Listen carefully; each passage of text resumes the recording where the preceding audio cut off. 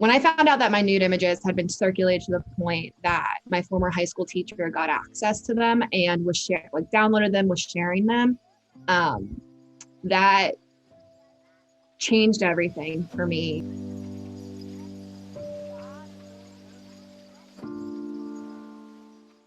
So KAITLYN, thank you so much for joining us today. Before we start your interview, your comeback story, we want to just do a little cleanse, light some Palo Santo, cleanse the vibes, elevate the vibes, and set the intention that your comeback story helps to inspire anyone out there who might be going through a similar situation. Yeah, so with that, we're going to turn it over to you. Tell us who you are. What do you do? Yeah, so my name is KAITLYN. I'm 27 years old. I'm living in Charlotte right now, originally from New Jersey. In my full-time job, I am a TV producer, and then volunteer work, I am the vice president of March Against Revenge Porn, which is an international nonprofit, fighting revenge porn, digital abuse, non-consensual image sharing, and also offering victim support services. Prior to your situation, had you ever heard of revenge porn before? Like, did you know this was a thing that other people were dealing with? No. So the first time that this happened to me was in college, and I was a freshman in college at the time, and I had a photo taken of me while I was unconscious at a party and sent around a fraternity listserv. And I found out about it because someone I knew the next weekend told me about it. And at that point, I knew nothing. I didn't know of this happening to other people. I felt so much shame. And was just really internalized it because I just did not ever hear of it before. And I was like, this is my fault. This doesn't happen to people. I'm not going to talk about it. So you mentioned that, you had an encounter where photos were taken without your consent previously. And then it happened a second time. So right. Before we get into your whole story, take us back to that rock bottom moment. What happened? Yeah. So the second time that it happened, when this happened to me, it was a few years out of college. And I was I was sleeping, I was in bed asleep, and I woke up, randomly checked my phone, had a Facebook message from a girl in my high school that was hey, I found your photos on this website that shares non-consensual pornography, images, revenge porn. I don't think you intended them to be public. If you did, whatever, but I really don't think you did, considering the nature of the photos. And I had just woken up, it was 12:30 in the morning. I was in complete shock. At this point, I had been broken up with the person that I sent the images to for a few months. I don't know. It was very, very shocking, especially to be woken up in the middle of the night. I didn't think it was true. I didn't think it was real. I kind of was hey, before I believe this, can you confirm that this is you and not a robot? Because you have all those weird Facebook hacking things that people send. So I did that with her first. But then at the same time, I had dated that guy for 4 years. We started dating in college. We broke up shortly after college. And so I pretty much knew if there were photos online of me, I knew what they were because I had only sent them to one person before. So while this is happening, what is going through your mind? Mm-hmm. How to get them taken down. I didn't, that was the first thing that was happening in my head because obviously I didn't consent to them being on the internet. So I wanted them down immediately. And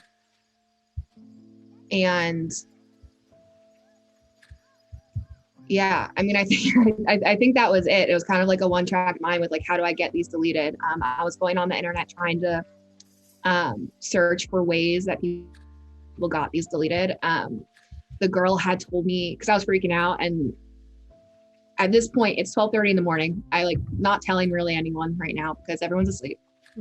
So the girl messaged me back eventually and told me about this organization of women that or people that this had happened to. And we just like reach out to them. They might be able to help. Now, obviously it's 12:30 in the morning and you're internally just like, what do I do? Who did you first confide in? Did you immediately like call any of your friends, or did you wait until the next day and try to sleep on it, or what did you do from there? Yeah, I mean, it's not really a thing you can sleep on. I was so anxious about them getting like sent further, because like if a girl from my high school got access to them, I'm like, oh my gosh, like who could be seeing these right now? It's funny because it's actually, he was just my friend at that point, but my now boyfriend was the first person I told, because he was awake. Like I needed someone to talk to. All my friends I have all my best friends from home and college, but they're all asleep. Like it's 12:30. He wasn't. I talked to him for a little bit. I also think that night, because it's been a long time ago now, I called my ex-boyfriend like 20 times until he answered to see if he knew anything about how these images ended up there.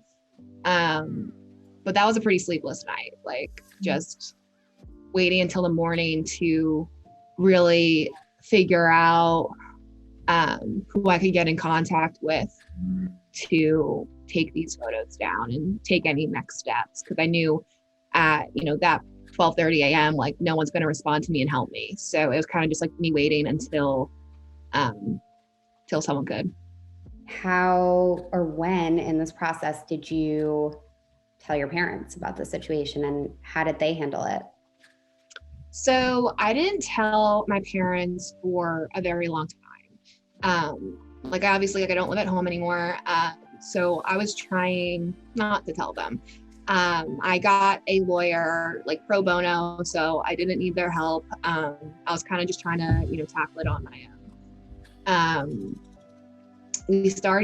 My family started getting weird phone. I feel like at this point it had to have been like several months, but my family had started getting weird phone calls to their home that were kind of like sexual in nature, and also just like aggressive, kind of like violent. And that had never happened before. And we still don't know like if it's related at all, but knowing that, and a lot of times when like this happens to people, they do get people who like are stalking them, are trying to like dox them, are trying to reach out to family members, their place of work and all that stuff. Like it made me think like I need to tell them just in case this goes any further. And also like if they want to file a police report, like if like we need to do something about this, like if it's possibly related, like I just want them to have all of the information. So at that point I ended up telling them, and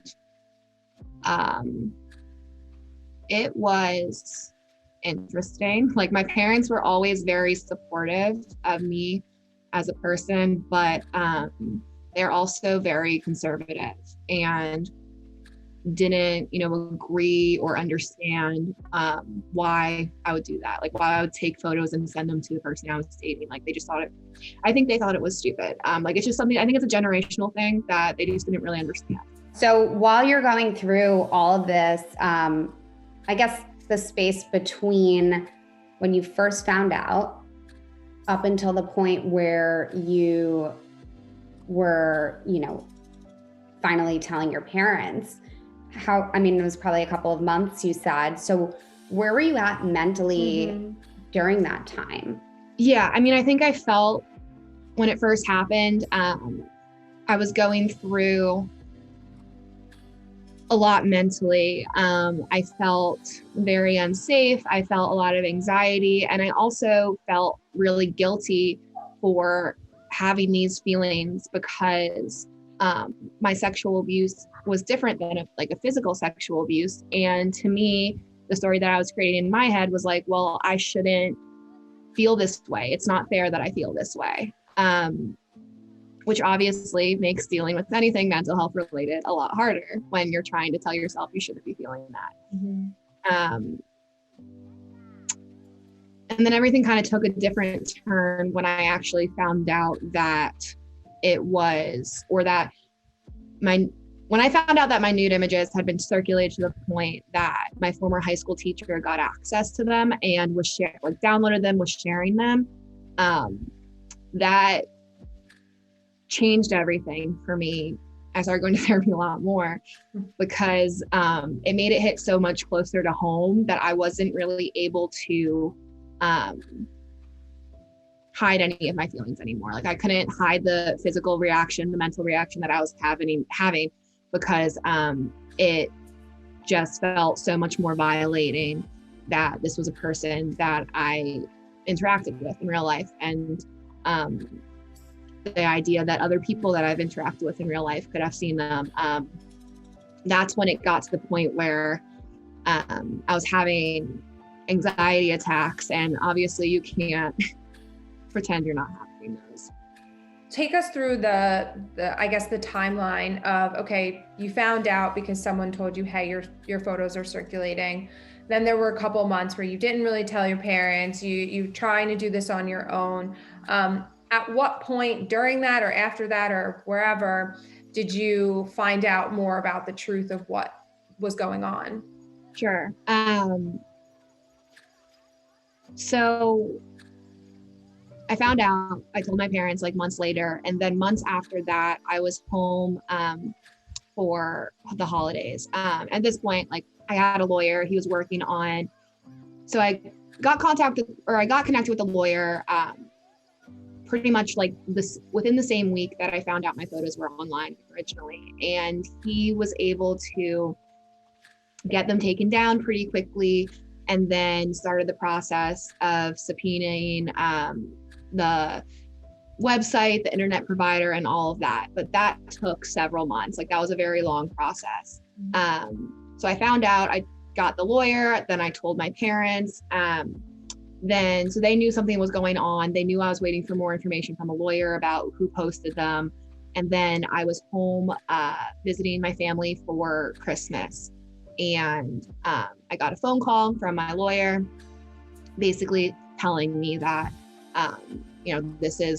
it's the person who posted it was your former high school teacher. And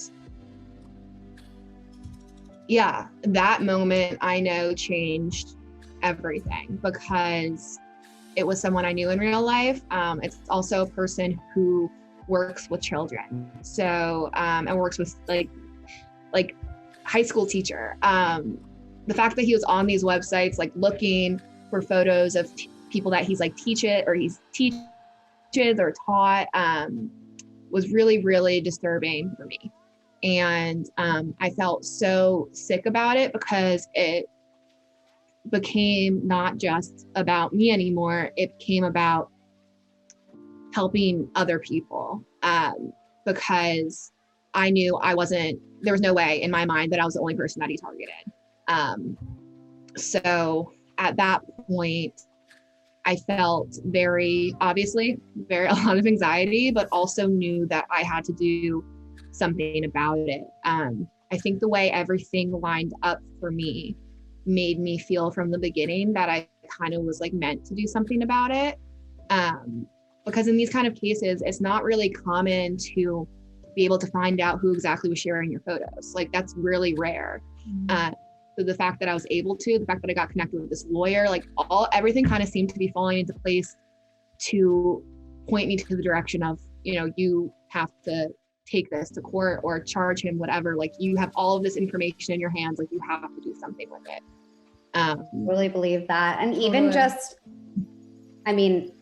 it's pretty rare that this happens to somebody one time, but to happen twice, it's like the universe really wanted you to be an advocate for this and to help other people. It's totally, I believe it. So did you? Yeah, no, absolutely. I mean, I think the first time it happened and not doing anything about it, I had a really hard time with my mental health. Like I think years later, I was realizing that it still was affecting me. And then a few months after that, I found out that they were posted again. So then it was like, all right, if we don't do something about it this time, like I'm not going to feel okay with it. So throughout all of this, did the photos get taken down? Yeah, so the photos got taken down like within the week. My lawyer was able to get them taken down very quickly. Also, that original website, like the reason I got originally connected with my lawyer was because he was trying to get this website taken down. And he had a bunch of different cases of other people that this has had happened to in order to like build a case against this website. So the website got taken down. There have obviously been, websites that duplicate, like have recreated it since that still exist. But that original one was taken down. And to my knowledge, my photos have not been posted again. I haven't found out about it. So, yeah. We already know, obviously, what legal steps you took and logistically how to, get yourself in a better position. But what steps did you take to get yourself back on top mentally, emotionally, just to a good place? Yeah. So from this happening to me the second time and in finding out it was my teacher, like I just described before, I felt this, really big pull to be open about it, to talk about it, to be an advocate for it. But I had so much going on in my brain that was stopping me from doing that. And I was obviously in therapy. I'm talking to my therapist about this and trying to figure it out. And I'm like, I really want to talk about it. And she's like, well, what's like holding you back? And in evaluating that and looking within myself, I realized it was my family. And they had already known, like my mom, my dad, my sister, they already all knew about it. But I was really, really worried about what they would think about me talking about it, how it would affect them. Like in every question she asked me, she was like, what are you worried about? And I'm like, I'm worried about how my mom's going to feel. And like, I just knew I had to kind of break free of that because if I kept worrying about what other people felt about it and not how I felt about it, I would feel this kind of void that I wasn't doing what I was supposed to be doing and living like my truest self. So that's a process because obviously that dynamic, that fear, like whatever you want to call that, was deeply ingrained in me. But I worked through that and was able to stop caring so much about how other people felt about it. And had a lot of discussions with my mom, my dad, and, about it and about what I wanted to do. And they weren't easy discussions because they, while they supported me and, wanted me to get justice for myself, they also didn't want me to talk about it because they were scared of how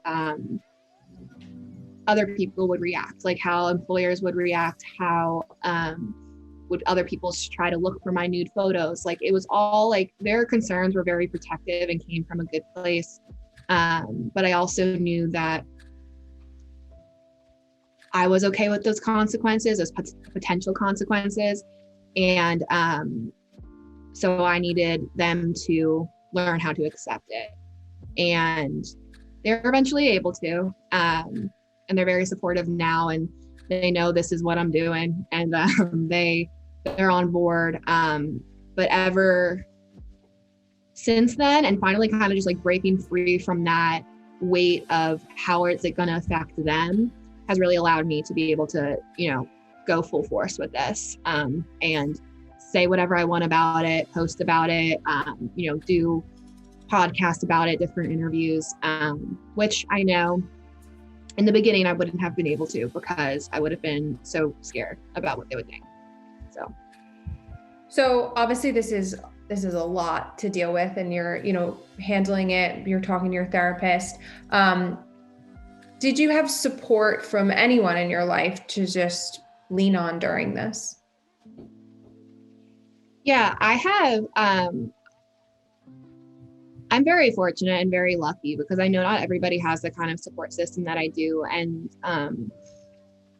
but in telling my friends, they're, my best friends from home, I told them first. I told, my friends from college, people, because I just moved to this new city. So I wasn't really telling anyone in this new city because I didn't know them that way.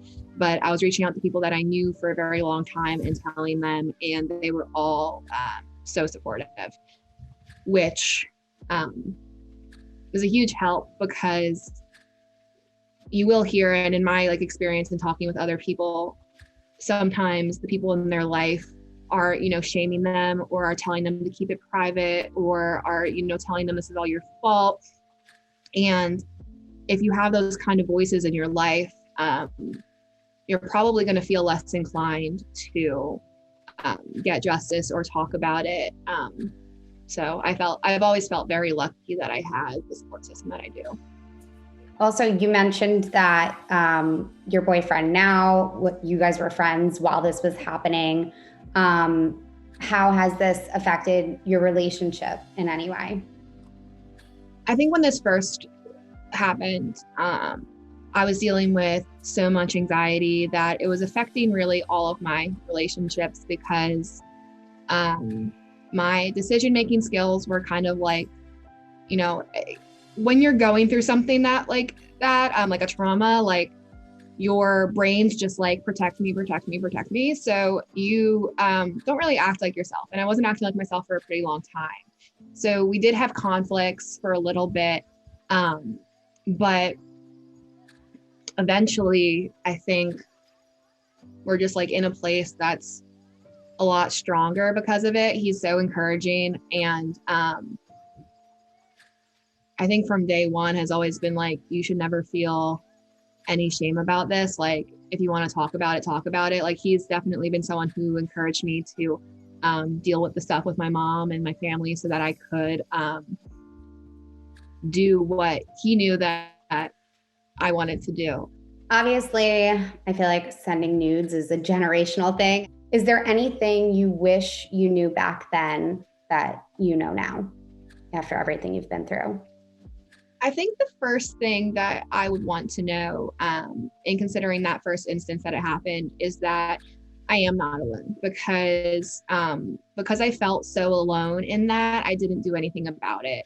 And when I look back, I kind of, even 4 years later, when I was a senior in college and I was looking back and I kind of got my grounding a little bit, I was I wish I could have done something about it. But at that point, and especially now, there's nothing I could do about that specific situation because I would never get the evidence I needed to do anything and to prove to people that that's not okay. So that's first and foremost is what I would want to know, because the second time around, that's what enabled me to really go forward with this and be an advocate for it and talk about it, because I knew I wasn't the only person this ever happened to. I was connected with other people that this happened to, and that was really reassuring as well. And I would just want to know about the different laws in place. Because this is illegal in 46 states. There's different federal legislation that they're trying to push too. So I don't know, just those facts alone make you realize you're not the only one. There's legislation that is, exists in 46 states. They're pushing to make it federal. It's a really big problem. And that's comforting in itself, because then that it isn't your fault because it's happening to a lot of different people.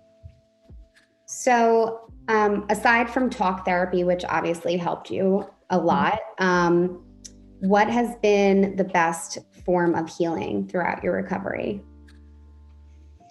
The best form of healing is probably honestly just being able to share my story publicly, because in doing so, I've been able to help other people. And I have people reach out to me and I give advice to other people now to how to deal with their situations. I've had people who, I've walked them through the process about what they should do after they've told me their situation. And then they'll come back to me and say thank you so much. we've gotten it this far. And if I hadn't seen your TikTok video, I never would have even thought to pursue charges.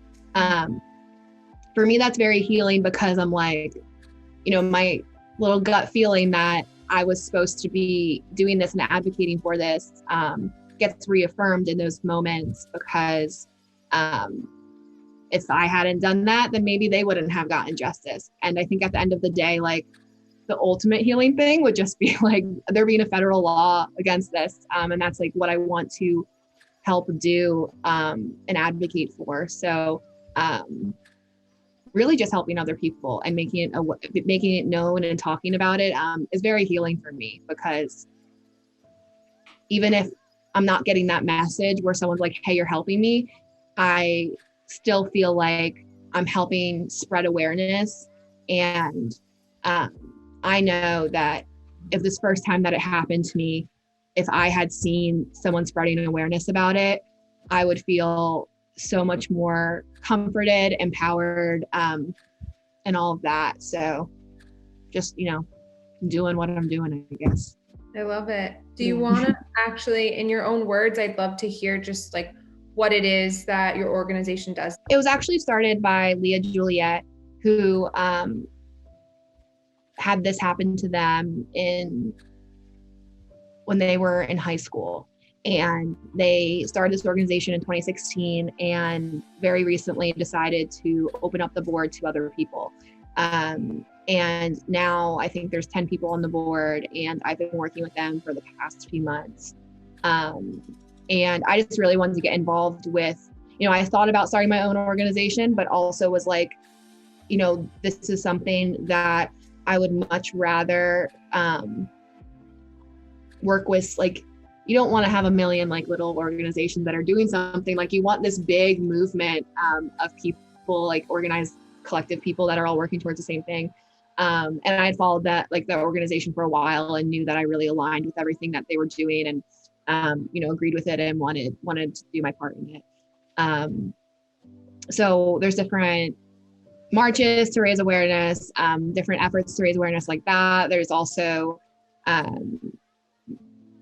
like for the laws, pushing for the laws, like I had mentioned. And then we have victim support services too. So if you're going through it, you can reach out to us and we can guide you through the steps that we think you should take. It's not legal advice, but honestly, I think lived experience sometimes is more valuable. And then we also have a legal defense fund to help people with their legal fees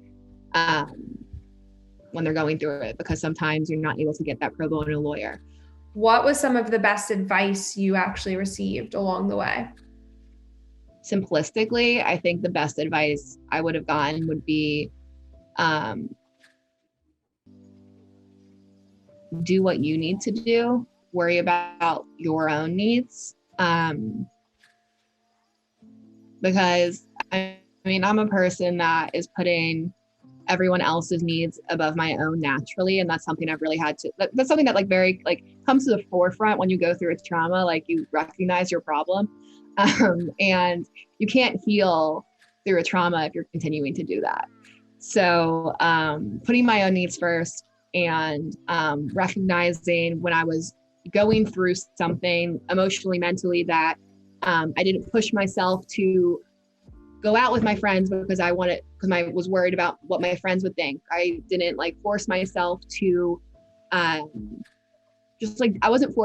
stopped forcing myself to do things just because I was trying to meet the expectations of other people. I think the best advice that I could give would just be to be patient with yourself and to be very aware of what you're feeling and what you need. Because if you're not caring for yourself and tending to those needs, you're never going to be able to heal those wounds.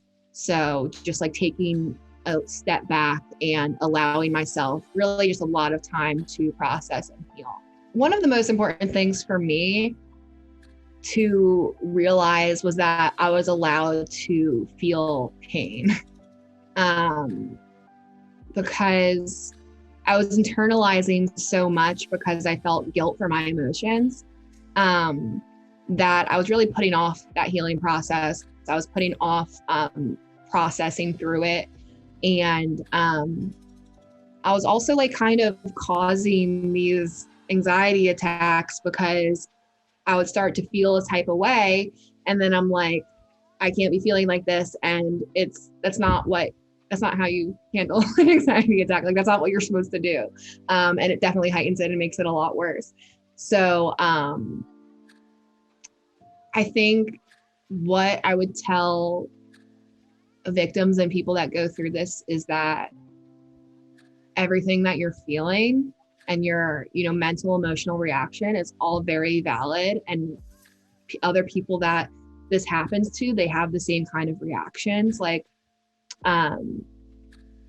this causes, like, people that this has happened to, they report like PTSD, depression, anxiety, suicidal thoughts. Like, it's no joke. And I think it's important to realize that, because just in knowing that there's like other people out there that are dealing with these really intense things that you are, it's like, okay, I'm allowed to feel this. And I think that's really helpful.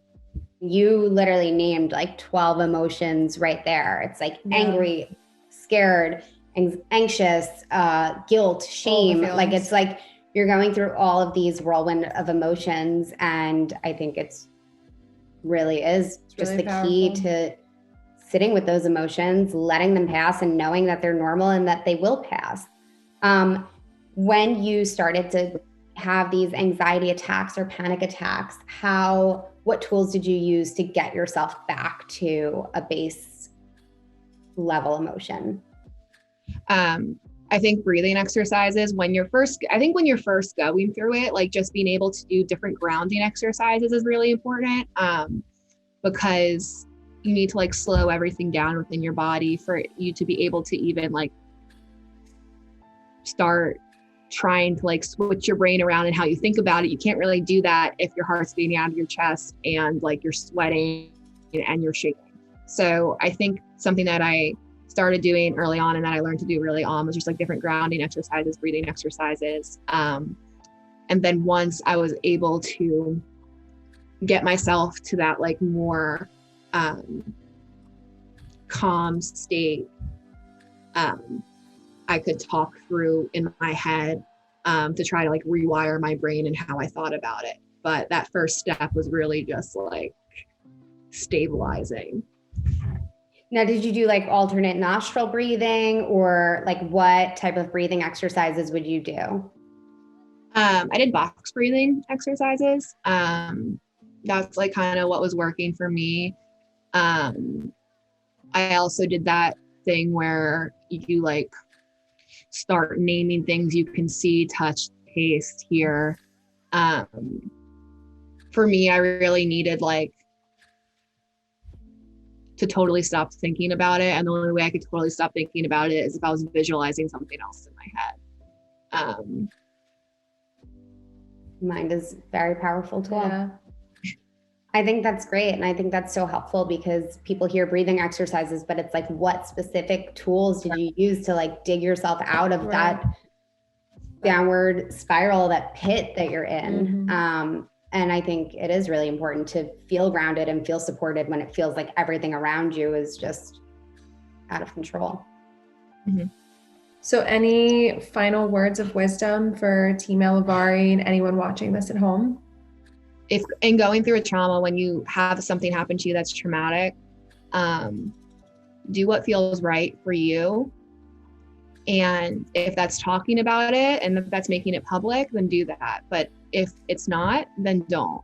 I think you really just have to listen to your own needs, not worry about other people's expectations, so that you're able to move forward in your own way.